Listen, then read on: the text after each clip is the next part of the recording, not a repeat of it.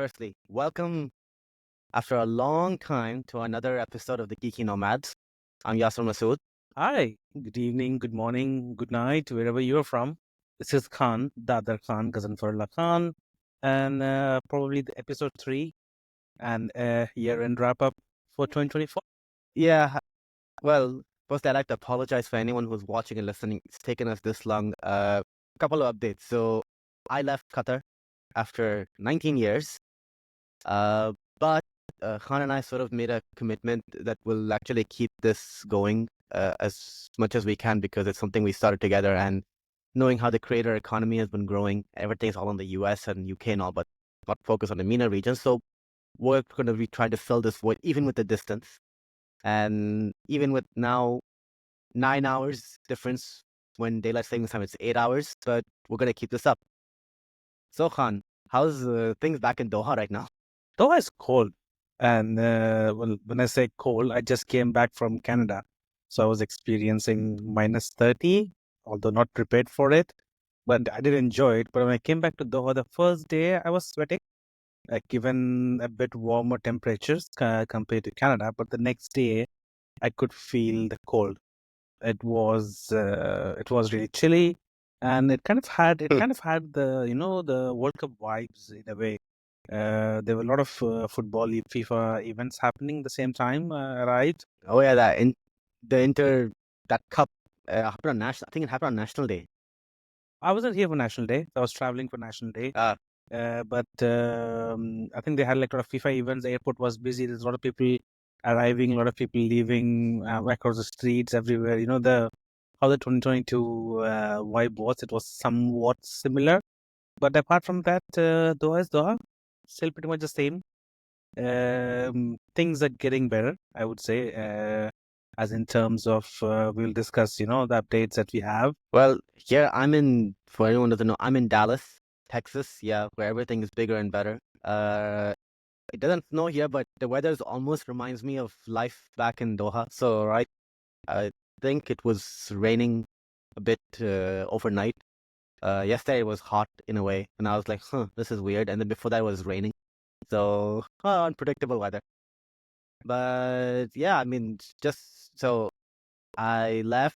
And for those of you who know or follow me on LinkedIn and everything, I used to work for Qatar Airways. So after 11 years, I said, I'm going to take a break. I've been enjoying it. Another thing is I had a second son born in October. So I've been enjoying a lot of time with him. And it's been fun taking a break, but also I decided I had time on my hands. So I wanted to start doubling and prepping down on this podcast to keep it going because next year is just around the corner and there's a lot happening, especially in the region. Most notably, well, I want to, Khan, think of me as a foreigner. I think you've seen more news that's happened, especially with what's happening in Qatar and the region. So why don't you kick off? What's the first thing that comes to your mind? Can't hear you. I can't hear you. How long has it been since you left Doha?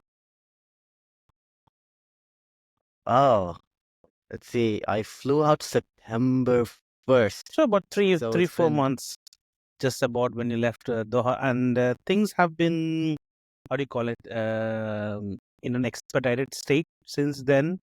A lot of things have been announced that will be happening in Qatar. A lot of things have taken place. Some things for the first time.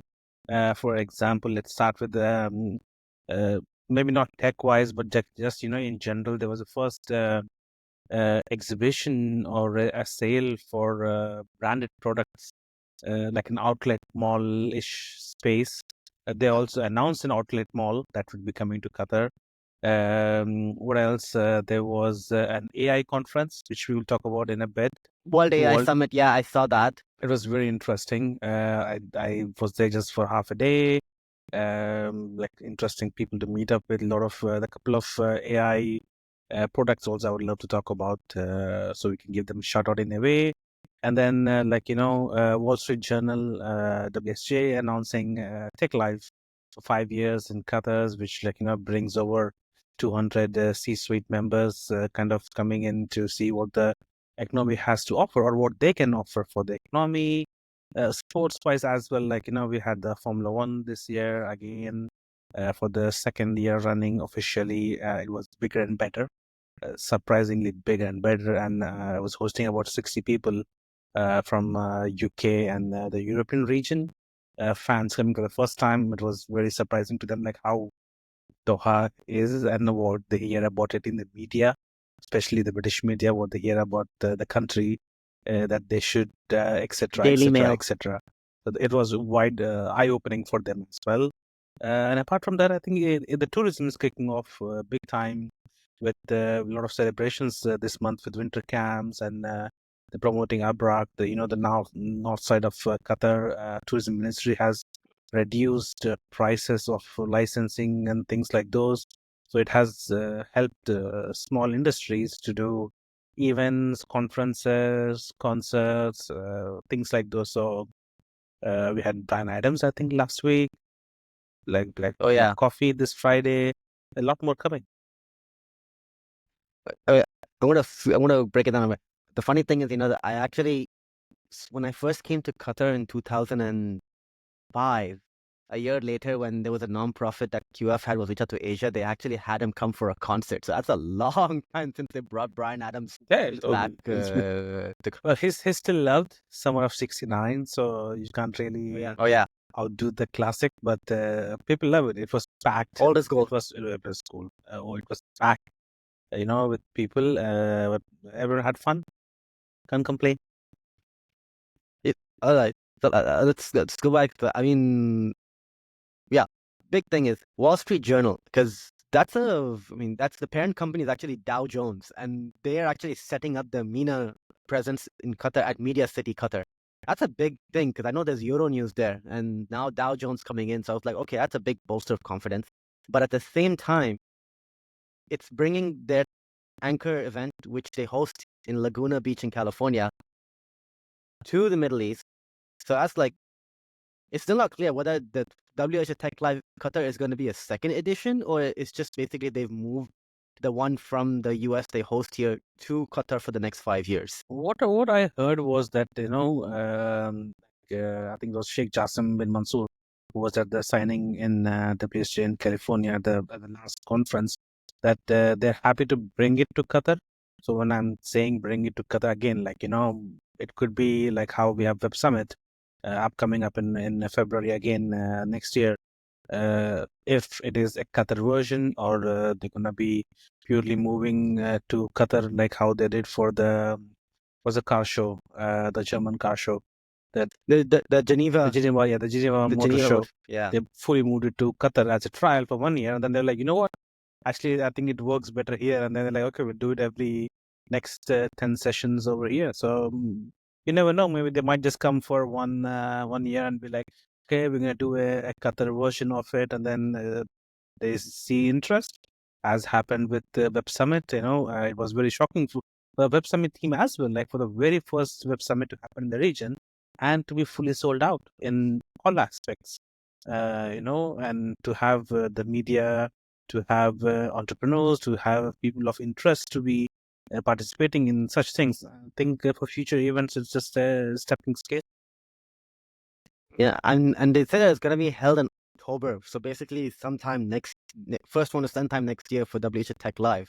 I mean, if they are actually deciding to move it for the next 5 years to the Middle East, that's actually good because it puts them geographically near the center, so that all the C-suites and the big shots can just easily come in from Asia, Africa, Europe, and the US and South America, and nicely it's just like right there. And now they just did something for oh yeah, speaking of Web Summit WSJ, I saw the Dow Jones CEO is actually speaking at Web Summit this coming February. He's been announced as one of the speakers who will be here. I don't know. I did like the last year's version. This year's list is not finalized yet. Remember how we received a notification in advance to block speakers for interviews. I haven't seen the full list. I did ask them again. I haven't seen a full list of who is going to be here, but I believe it's going to be a similar star-studded, atmosphere as to previous year. But it's interesting to see to have new faces. is also like Yeah, again opens up the market. Everyone usually thinks, okay, where we're going to go for any kind of investments. Like it always has been Dubai, and lately everyone's looking at Riyadh or Jeddah as well, given their market share in certain tech events or industries, as well the things they've been doing. So yeah, it's good to put Qatar on the map and be a key player in such things. yeah, I know. It, and the one thing they've done with this Web Summit, Qatar, is that like they usually do Monday to Thursday, but this time they've moved it to Sunday to Wednesday. So I was like, okay, so they've kept it with the Qatar's working week, even though it's probably a weekend for a thing. But I saw, because I was like, okay, there are more names to be announced. So I was like, Almar Latour, the Dow Jones CEO. So literally, it's like, okay, that's a nice segue into WHA Tech Live, even though that event's focus is very different, but still worthy of attention. And then going towards AI, when you were at the World AI Summit in Qatar, I heard they launched the Arabic language AI model Fanar by the Prime Minister did it. They did, and it's something that again, Qatar wants to have a market share of being something made in Qatar or invested in Qatar or initiated from Qatar, and that was one of a good initiatives for that's just like saying okay to people who, because AI is something like, I'm not saying I'm a bit against AI, but the AI models out there or the best use of AI that everyone is setting up, everyone's running to set up AI, right? And what's Yeah. happening with that is people are setting up with 70% failures, as they do not have models that's gonna survive the next year, because there's gonna be something new, something better that someone else does. And how you do it, to date, it's very much basic. Like anyone can sit through a week, 10 days of training, understand the models, and you can create your own models for an automated system to do something for you. But how best can everyone use it, and at different Oh yeah. language model levels also? So with that in mind, I think it's a good initiative to everyone across the world. Now that Qatar provides the SME visas, like entrepreneur visas, a space for them to come and invest and to market themselves. This would really help people. And speaking of that, because right now I was actually just picking up something that said that the out of the GCC, some of the Gulf states want to be AI superpowers. The UAE last year launched an Arabic language model called JICE, and in Riyadh, they at the Global AI Summit, even they've I don't know, I think they launched something as such, and now Qatar. So I was like, okay, you have probably the three main Gulf countries which are now trying to get ahead or stay abreast with this whole AI trend. But it's such a very interesting battle because Arabic is a language is like definitely that's the one edge they have. But then it's like okay, there's so many dialects. You have the GCC dialect, and in the GCC they vary. I mean, it's just not that the countries are showing interest, but they're actually investing. I'm not sure if you read about Elon Musk's XAI. So Oman, Qatar, and Saudi Yeah, Arabia, they have invested. It's like, I think it was equaling to 6 billion investment fund, where they're asking Elon's XAI to be a moving or a governing AI force behind its government subsidies. So anything government that's going to do, so maybe tomorrow we need to renew our IDs, renew our licenses. We just don't have to go somewhere. We just do an AI product which you ask for it, or it automatically discovers through Metrash, for example, identifies your need and does the action for you. yeah.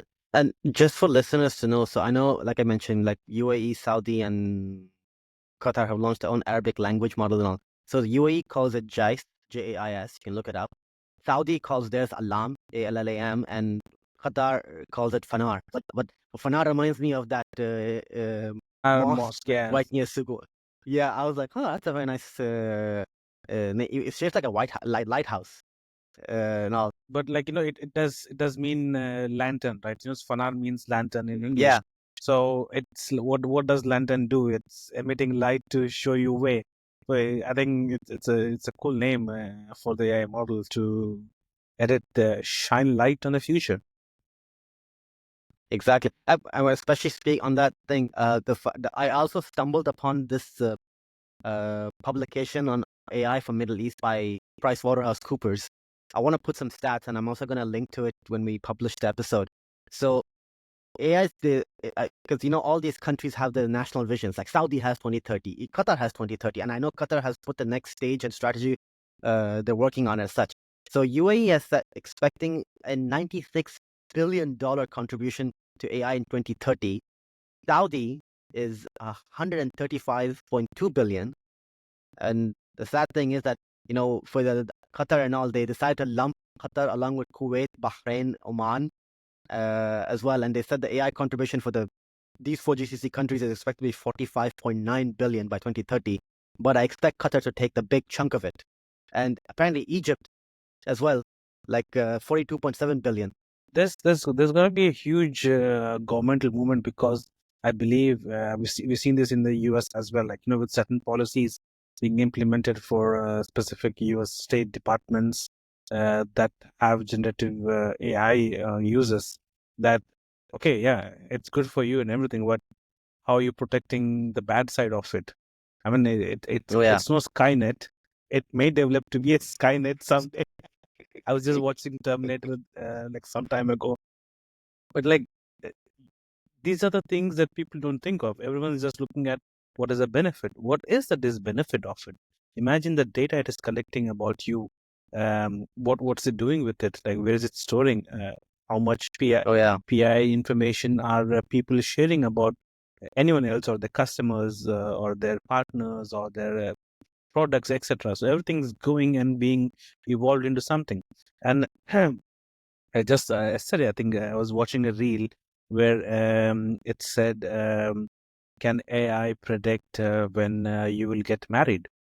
So there are now AI models, right? So it was in comparison to Chat GPT, kind of finding out when you'll get married versus astrological AI models.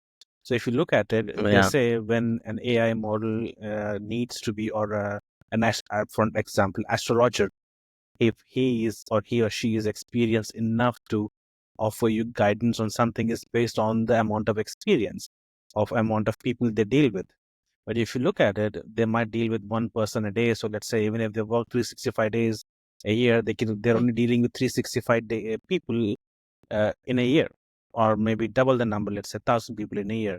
But if you look at an AI model, ChatGPT, or my Open AI, anyone, it maybe Claude, Anthropic, yeah, yeah, exactly. Anthropic as well. It might be taking up 10,000 people in an hour. Hey, imagine everyone just goes and asks, okay, what does my star sign say? How my 2025 year will be? And it's learning from all those models. So it's understanding personalities, it's understanding people, it's understanding emotions, and it's going to give feedback, maybe not so emotionally in a way or with a sense, but it is still going to learn way quicker than humans in itself. Now, is that a benefit or is that a disbenefit? And when you look at, like, investments, or these products, both OpenAI, Anthropic, and XAI, they kind of launched after somewhere mid 2022. Like, I think OpenAI was Q2 2022. There's like just like half of the year until after the World Cup. Yeah, just somewhere around there. And I know OpenAI was somewhere nearly current value being around 22 billion, its value.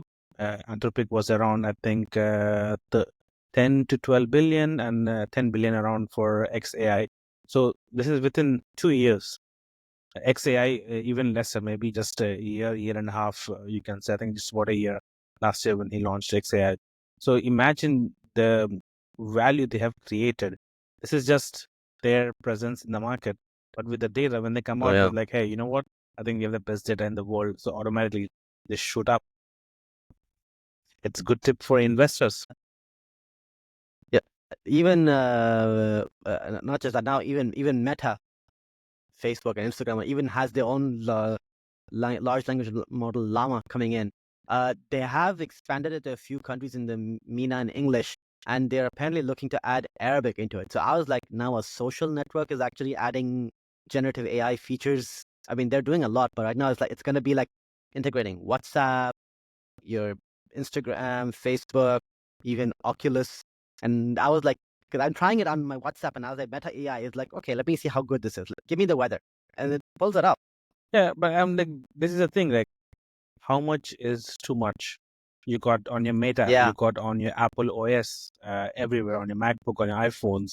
The new iOS 18 on iPhones, you have AI to help you. You have AI to now. They also have the in photo editing to remove your background, people in the background and stuff. This is all. So it is making your life easy, yes. But where does it stop? Like, where will you Yeah. stop doing these things? Like for me, I would actually enjoy opening Photoshops and editing photos to remove people from the background, or like all those things. Now it's just like bloop. Even Photoshop, all the other products now have generative AI that helps you just with the click of an effect that you choose to redo the image and even expand. Like when you pull the image, it automatically gathers what the background should be and it fills the space. I mean, yeah, I mean, in that case, it's good because it takes away all the tedious work or the painstaking work. Like literally, like when you want to remove people or out of a frame, and I was like, damn, this used to take so. Now I was like, oh, good, it selected the person, so it knows the hair and everything, and I was like, whoop, done. I was like, did I really remove that person? It's like, yeah, the AI did the work for you, so you don't have to bother with it, and you can just focus on the actual overall bigger picture of when you're creating stuff. Yeah, very much. And I think these things will only get bigger and better. And I think it's for Yeah. everyone's benefit. So let's wait and watch. Yeah, I mean, there's a thing on that. Uh, if anyone has enjoyed listening to this, please do actually follow and subscribe to the podcast, and do share this link around with people. Now, I wanna jump into something, well, different, which is relevant for the region. Uh, you have heard that Apple is officially opening up their Apple stores in Saudi Arabia next year, and the online store. Tim was there last week for something, a Yeah, week ago, it. somewhere there, and he announced that they're going to be opening a store. I mean, it only makes sense. Like, same Yeah, things happened around Qatar. Well, they didn't end up opening a store, but like World Cup coming up in the next 10 years, the economy is just booming big time. They have huge investments. The sports market is growing. The entertainment market is growing. So I believe it only makes sense for them to do that. I mean, and not just that. Even given the size and the commercial relevancy of Saudi Arabia, I mean, look how, I mean, the country is big. They, on average, people may not outside the region know this, but in the Middle East, people tend to have two smartphones. I'm guilty. I've had three, two personal and one work I hope as well. Saudi doesn't become Indonesia in terms of Apple products, where Apple products are still banned as per the law because it's not produced, or certain parts of it are not produced within Indonesia. So I think they agreed that they would be opening a production line store in Batam. Yeah, yeah, but also the other thing is that first, because what they're doing first, when I read officially, because they have people don't know this, is that they actually have an official Apple App Developer Academy in Riyadh, and the first Apple store they're slated to open is actually, they're aiming to open it late next year or maybe the year after, in Diriyah, which is just on the outskirts of the capital, which makes sense. And it's a UNESCO site, and how they're gonna design it, or how they're gonna look, we don't know yet, but they'll do it. But the first thing they're gonna do is just bring the online Apple Store, which is great because that basically means that, and this is something I haven't. I mean, I don't know how often you go to these Apple premium resellers, especially in Qatar and everything. And the problem I've seen with them is that they don't do build to order configurations. So if you wanted a custom spec MacBook, you couldn't. I've asked no so many premium resellers that they don't even do it. It's like whatever normal stock keeping units Apple ships, that's what they have. And the Apple Store, I mean, just to give you an example, so uh, this podcast is actually well synced up with Riverside, and then it's on my MacBook Pro. I actually got the new M4 Max, and I realized, oh my goodness, this is a big jump going from Intel to it. Battery life is just wow. And I had a build to order configuration. I said, okay, I want this and this. Yeah, it takes a bit longer because they have to make it according to the spec you want, but overall it was worth it. And I want to share a story. Uh, Back when Apple launched the online store in the UAE, and this was in 2011. And you know how the mentality is that people think, okay, oh, it's in the UAE, we're in the GCC, so I can use my credit card online and just, it's in the UAE and all that. I had friends, I told them, listen, I was like, you try it. If you do it multiple times, your card's going to get declined and blocked, and your bank's probably going to call you for it. Because Apple has this payment system set up in a way that when they open up an online store in a certain country, it's linked to the banking network so that only cards issued in that country can be used for a transaction. And then they're like, your only other option is if you have a UAE account, great, use that card, pay for it, have it shipped to an address in the UAE. And that's the other thing. You cannot ship it to another country. It has to be where it is. Yeah. And Saudi now is there. So I was like, okay, now people in the region have, okay, if I want to buy something or I want to go to an Apple launch event, which they've been doing in the UAE for iPhones and everything else, I just like finish, just go fly to Dubai, Abu Dhabi, or now go to Riyadh when they open it up. And especially for Qatar, if they do one in Qatar, which I hope they will do maybe after a couple of years, and I mean, the problem is that even the business laws sort of uh, make it a challenge because I think it's Qatar has opened up a lot more as compared to past few years. They kind of they they took the time to open up. I would say, had they done this straight right away after the World Cup, I think the vibe would have stayed the same. It was just like downhill after the World Cup, where everything oh yeah, it was like nothing was happening. Everyone was expecting, because when you do such big events, you create such huge yeah, venues, you have to continue doing, especially conferences, specifically conferences, because yeah. it brings thousands of people. So you have tourism, hotels, food industry, F&B industry, travel, your taxis, everything gets involved. So your economy keeps flowing. Yes, it took the time, but I'm glad they did. They have changed the laws. But also coming to that to the topic of Apple wanting to have a store, I'm not sure how viable they think it would be, given they already have two neighboring stores. So, and given the population Qatar has, like, demand not really wow so much. Yes, I mean, like, we have one in the airport. It's an official, well, you're an official reseller, but it's an official Apple store in an airport for people to buy stuff. But in the country, I don't know if, yes, there's a huge demand. Everyone sells out, like, all the new iPhones, how crazy it gets here. People waiting in line at midnight to get new iPhones. You remember the iPhone 6 launch? Was it 6 or iPhone 5? 6, I think 6. No, 6. 6, I iPhone remember 6. that was Uridu, yeah. yeah, I remember that.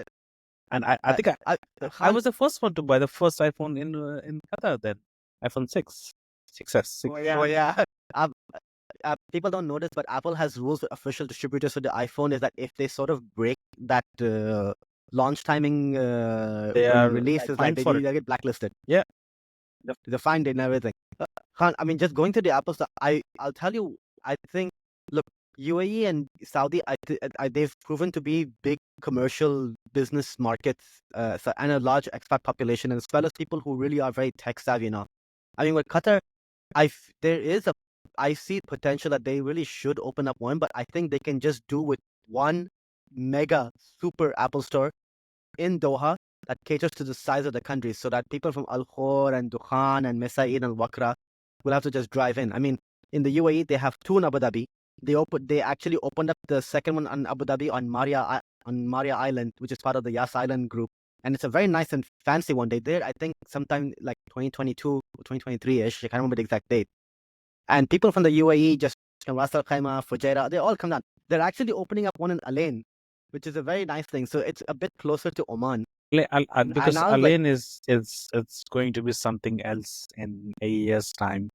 I heard. It's gonna be the new mini Vegas of the region. I think it's gonna take over the title from Bahrain to an extent, because I thought it was Ras Al Khaimah. that's Iraq and Alain both, because they have now, UAE has the license for lottery systems. They actually have live lottery systems. Gaming, yes. You can take part now. You can buy a 5 Riyal lotto ticket to win 100 Riyals or 100 dirhams. But I tried it. You could buy it online. You don't need to be in UAE. You don't need to be a UAE resident. So it really is something that is changing. I mean, this is something they tried with when they opened the Caesar's Palace on Blue Water Island. Then I think they shut it down because they couldn't get the license in time. But now Wynn is opening up a whole new resort in Ras Al Khaimah, and it has a casino. The casino that is going to open up in the when in Ras Al Khaimah is twice the size of what they have in Las Vegas. Twice. Yes. Khan, I actually have a little surprise to say. So apparently, because of this recording thing, it actually also is broadcasting it live on LinkedIn. So I've had people tuning in, watching it as well. Lovely people. Yeah, I know. I was like, I just got my notifications just blew up, and I was like, huh? And I was like, oh, okay. So yeah, people have been tuning in and out, which is great. But yeah, for anyone else, don't worry. This episode will be on Spotify, and we will link up to it. But when you, I'll probably quickly cover those 2 points. So when you said we went, I mean, I remember. I mean, you've been to Vegas. I've been to Vegas, but I went for CES. You also went for Adobe Summit. So I remember seeing the win there. So literally, it's like, yeah. But also, just circling back, especially because you know what, the one reason I also feel that Apple should also come with one, like when I say a superstore, I'm thinking ground plus two. Like it's like as if it's like a Costco warehouse. That's what I'm thinking for the size of the country. They should have just more than retail space. Like, you know, as you see the Hallmark store in New York, where they have learning sessions.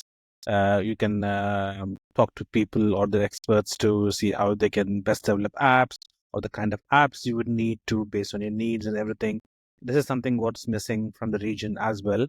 If you open up that market, I'm sure that, you know, countries would invest in the infrastructure of bringing the superstore per se to the countries, and Apple would just have to provide the services and train people. That's all.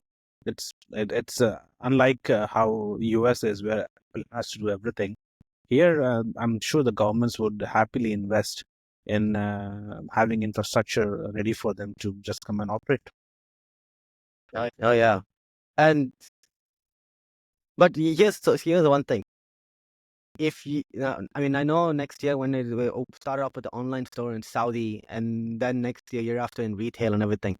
I mean, given that Qatar also has, they have American universities there who are also Apple's biggest clients. Everyone loves Mac products. Who doesn't? And I'm sure you've done this, and I've done this, is that if you want to buy a MacBook and something much more better and powerful, we've either gone to an official Apple store in a country where they have an official Apple store, not through the premium reseller.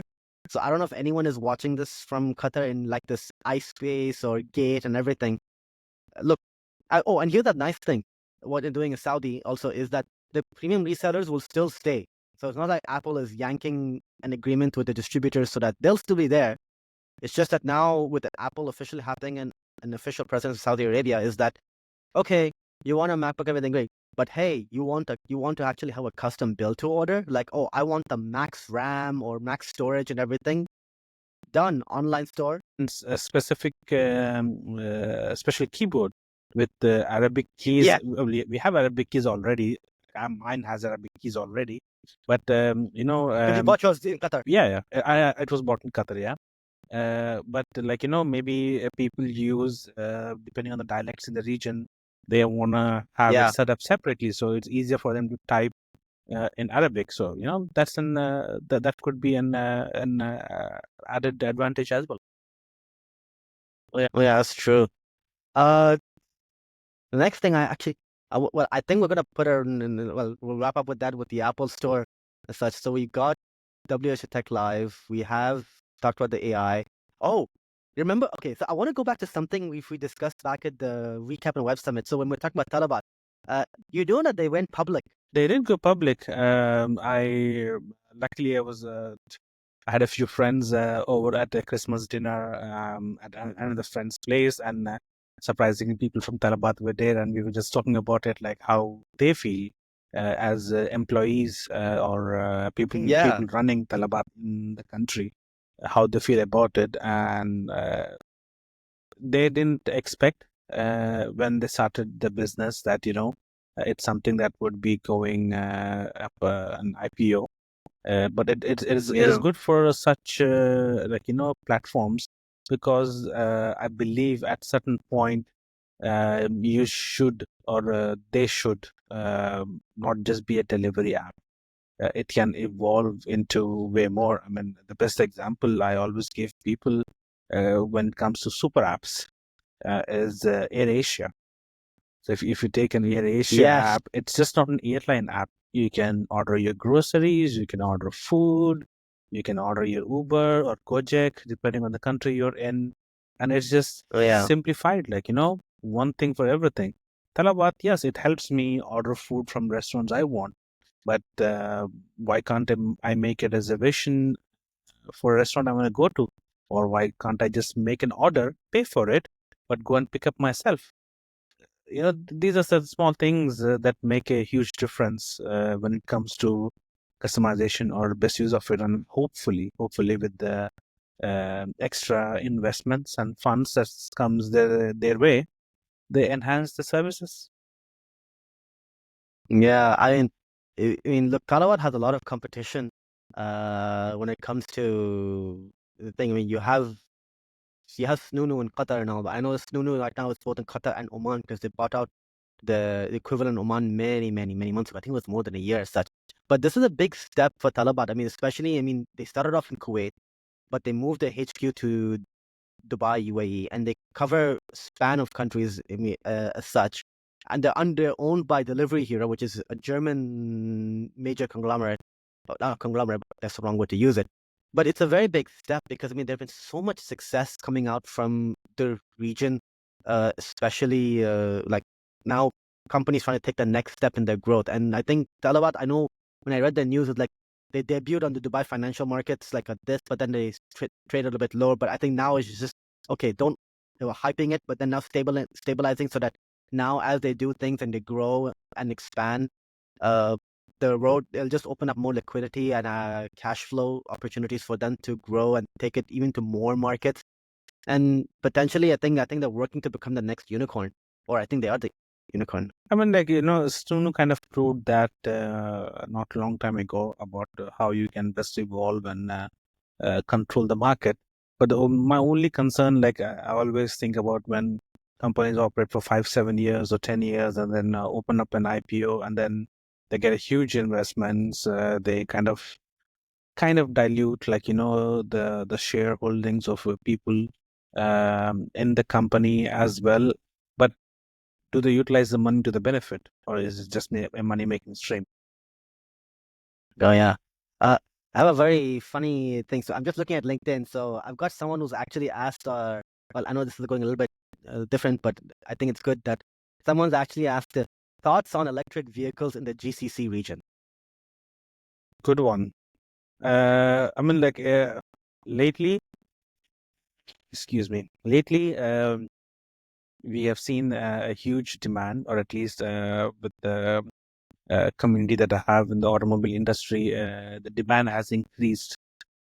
People are becoming more sensible towards the environment to an extent, but I think it's more about status than Mm. luxury or that comfortability, because it's not just Tesla anymore. Actually, now driving around Doha, you end up seeing quite a lot of electric cars. Even the Chinese electric Oh cars yeah. have make a big Oh yes. big entry into the They're market. making big moves. Yeah, like BYD, So they have opened up a huge showroom. They are bringing the best of the top models to the market. Even GMC is going to bring the EVs next year in 2025. I think Cadillac's bring their EV next year in 2025. So the market is there, Yeah. and the options and availability you have are there for the mid range to high range. As in, when it comes to infrastructure, I think it's there. It's not 100% there. Yes, all the malls have electric charging stations. I've seen every Lulu out there has a charging station dedicated for electric vehicles. Majority of the tourist spots like Souk Waqif and other souks They also have electric vehicle setup. I think Wood stations, they all have electric station setup. I saw they have so many of them right there. Before I left, they were like on so many of the Wukut gas stations. We were just after the car. I remember they were set up like after the car wash or the oil change area. Yeah, the one behind our offices. But if you look at it at a higher level, petrol is still cheaper than electricity here. Oh yeah. Oh, speaking of petrol fuel, I remember when I first came to Qatar, fuel was way cheaper than water, and I was like shocked. And It I was was like, cheaper than a what? can of Pepsi. A liter of petrol was cheaper than a can of Pepsi. It still is. Oh yeah. It Oh yes. still is. Still is. I think Pepsi is 330 ml can of Pepsi is 250 now, and petrol is at 2 reals. So still cheaper than a can of Pepsi. Yeah, that's the. I mean, going to electric vehicle after going just a bit more to electric vehicles. I mean, I remember. I think it was just before, like many months. I think it was started 2024 is when Tesla announced the rollout of the configurator, so that online people can go and do it. And then next thing you know, QNB and the bank started offering incentive loans and credits for a thing. And I just managed to see Tesla's showroom in the DFC. They had two models. I can't remember which ones, I but think they are it the was like Model S and I don't remember the other model. I think they had Model S for sure. yeah. I actually recorded a video. I'm gonna actually put that up for people to see. But it's nice that because now, I mean, and I know the Chinese brands are coming a lot into the market, especially electric vehicles, and most of them I either see like their launch event, and of course, Khalifa, if you get to see this, I know I get to know most of them through your account as well.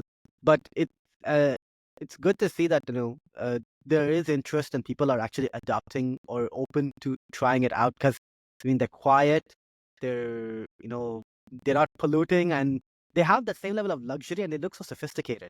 Well, not to be on the negative side, but the air quality in Qatar, in Doha, is not really the best. So that is one reason also to consider to go electric. But I think everyone just loves the power of the car, the sound of the car. So it is not easy for our Middle Eastern community to give up petrol vehicles. But I think slowly we will towards that. The latest trend in Doha is the cyber truck. I mean, like the amount of Oh yeah. cyber trucks I'm seeing everywhere, and it's just like, where are you getting your hands on one? People are unable to get one in the US. How come you're getting? I think they realize that people here will they pay what like yes. Yeah, Tesla divert all shipments to the Middle East right but now. then they're all importing from the US, and it's different wattage for charging there compared to here. So people don't realize they that. have to do the. No, I'm guessing it. No, I'm guessing for that it's an easy thing for them to just change out the charging module so that it's easy to plug it in and then charge it, especially in a place where the country's voltage is 240 to 240 volts. So the wattage, of course, will be different. I think before you wrap up, I just want to with the AI thing. I just want to talk about one product that I came across. It's called Screeners.ai. If you have a chance, look it up. Screeners.ai. So this is an AI model. What it does, it's technically an interview model. So for major companies and everything where you apply, you go through an ATS system. You can falsify a resume to say whatever the best you are. And people lately are using ATS, what do you call it, keywords that really help ATS identify you being the best candidate for that role, and it suggests you as the best candidate to the hiring manager. So what Screeners does is like, okay, you submit your resume, it reads your resume, and then it schedules an interview with you. So this could be like pre-interview before you actually talk to the real person, and it analyzes you based on your resume. So it automatically asks questions based on your resume. It analyzes how your face is in terms of your responses, if you're lying or if you're looking at something else. It analyzes your surroundings. So if it picks up background noise, So if you're in a noisy area, if you are in a quiet, so that determines if you are serious about working here. And it really just the precursor that just verifies if you are who you say you are on the resume. And this is something I think even LinkedIn was working on something similar. But I think I actually markets need used some this. of LinkedIn's AI features, and actually, I actually enjoyed using them. Yeah, I think I recently last week I tried some features on let's say on when you apply for roles. It tells you if you are actually fit for it based on how your profile has been set up. But again, like you can go write anything you want in the profile, and it says, okay, yeah, you're perfect for this role. Yeah, and I know before we wrap up, so I've got, I think, one more thing I want to do. Okay, so going to Web Summit to Qatar, which is just about like, okay, we're in December, so less than 2 months, such. Uh, I think now, because that's gonna be the first. Well, I would say I think it's the first. Well, Shop Qatar is actually happening, which is starting from 1st of January and all, and after that is Web Summit Qatar. Uh, do you have any? Okay, not predictions, but thinking that, okay, the second edition is happening. What's the direction it's going to take? And I think they're going to focus on what happened last year. It was a learning curve for everyone. A lot of angel investors and VCs were in town who were looking for investments. I had quite a few people in a couple of investments, a couple of companies that really had some value to grow and become something else or to be adopted by someone else. I think it's going to build on that. Like, okay, this is what we achieved last year, and the people that are being invited again this year to come and present their products, their offerings, especially entrepreneurs, is quite a high number to what I've learned. And it's from not just from Doha itself or Qatar, it's from across the region, and also focusing quite a lot on Africa, because we had a yeah, huge lot of participants from Africa and some West East Asia coming into the market, because that region is kind of closed off to something like this. Yes, we have something in Asia that happens, but the investment market is not that big as compared to in the Middle East region where there is money. So I think it's going to and there's be, potential. and there's potential, yeah, and there's potential. Everyone easily, maybe someone from Dubai comes down here and they see something, okay, you know what, come to DFC and we can make things happen for you.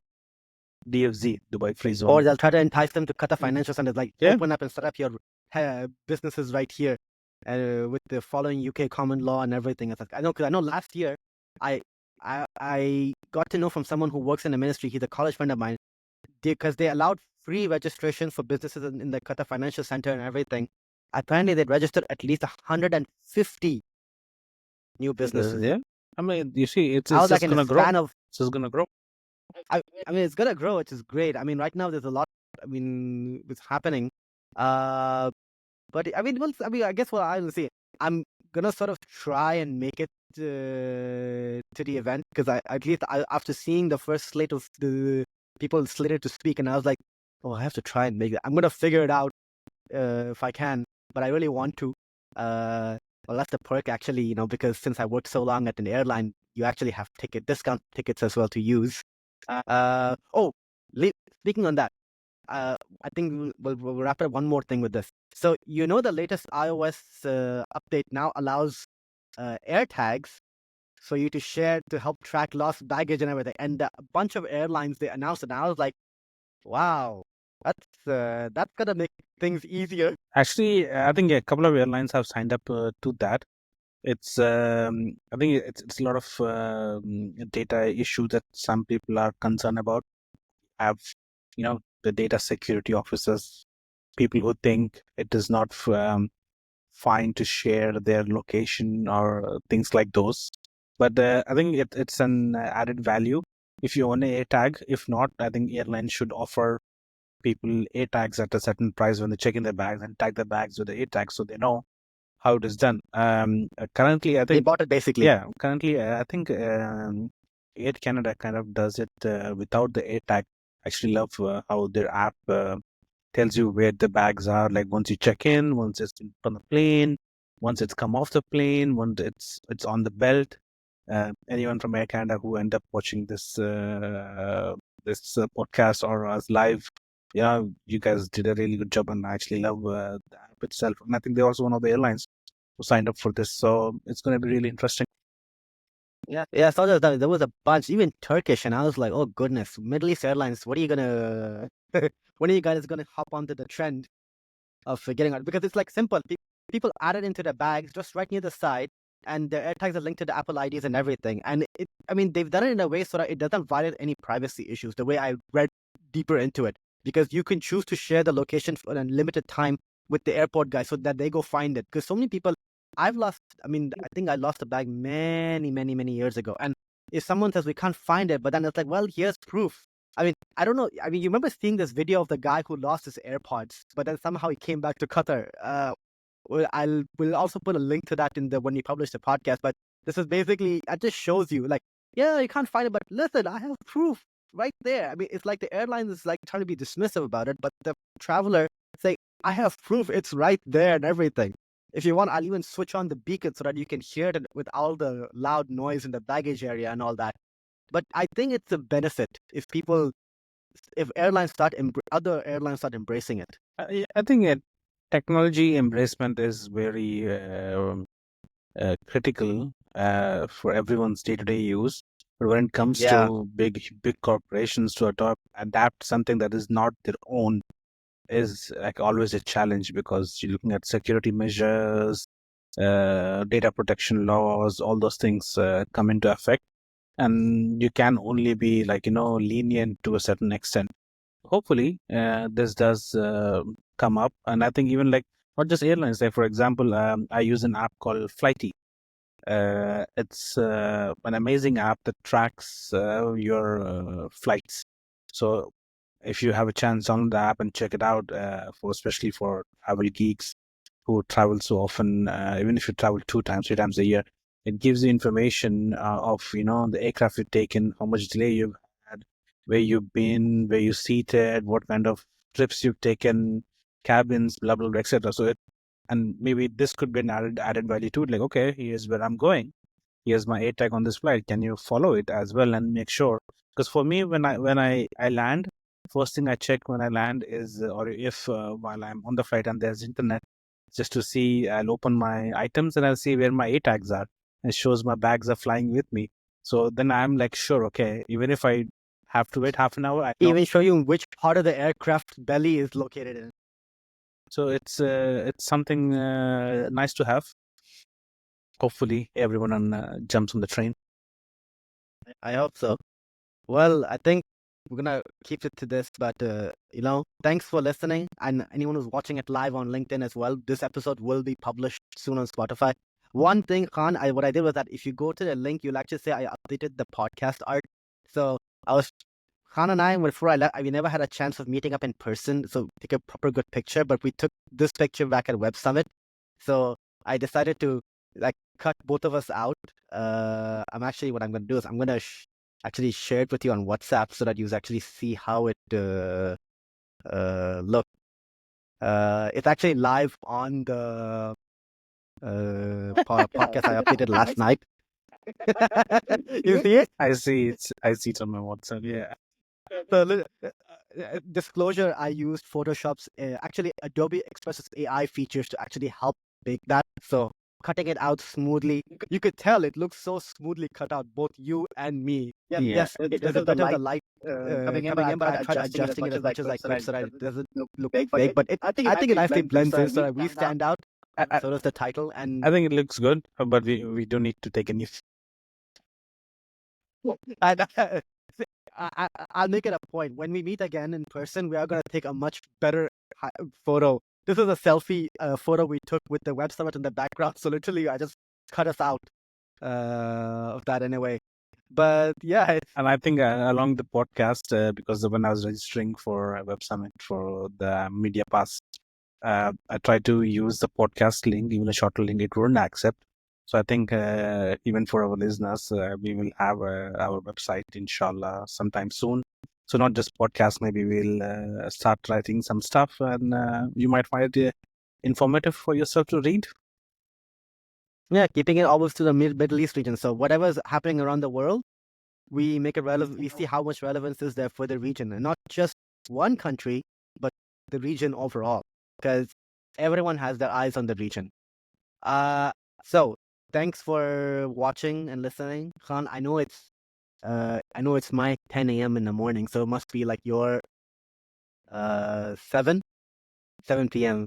and it's a Saturday for you. So yeah, so mine is the start of my weekend. Yours is like nearing the end Go of your prepare weekend. for my weekend. I have to go for a shave. I have to go pick up my laundry. I have to go wash my car.